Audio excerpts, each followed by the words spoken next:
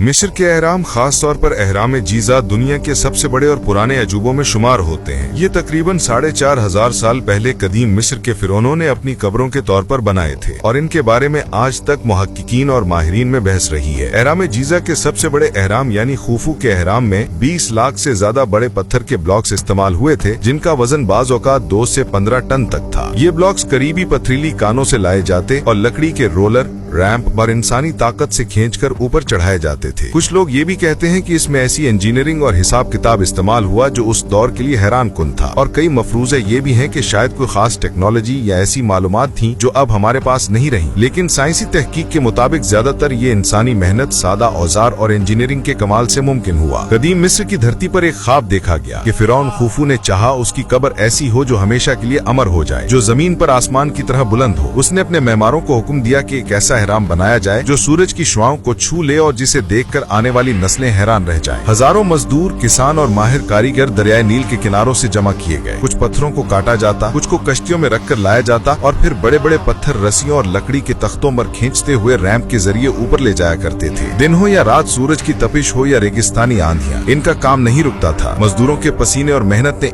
एक एक पत्थर को जगह पर जमा दिया। हर ब्लॉक अपने हिसाब से तराशा गया ताकि वो दूसरे ब्लॉक के साथ ऐसे फिट हो जाए जैसे एक राज बंद किताब का सफा। फिरौन के हुक्म पर माहिरीन नजूम भी आसमान के सितारों को देखकर सिमतें तय करते ताकि अहराम कायनात के हिसाब से दुरुस्त रुख में खड़ा हो। वक्त गुजरता गया और कई दहाइयों की मेहनत के बाद एक अजीम अहराम वजूद में आया। ये सिर्फ पत्थरों का ढेर नहीं था, बल्कि इंसान की लगन, मेहनत और ख्वाब की अलामत था। और आज भी जब हम अहराम में मिस्र को देखते हैं तो हैरान होते हैं कि बगैर किसी जदीद मशीन के इंसानों ने किस तरह ये अजीम कारनामा सरअंजाम दिया। ये कहानी हमें ये सिखाती है कि मेहनत, इल्म और हौसले से वो काम भी मुमकिन हो जाते हैं जिन्हें दुनिया नामुमकिन समझती है।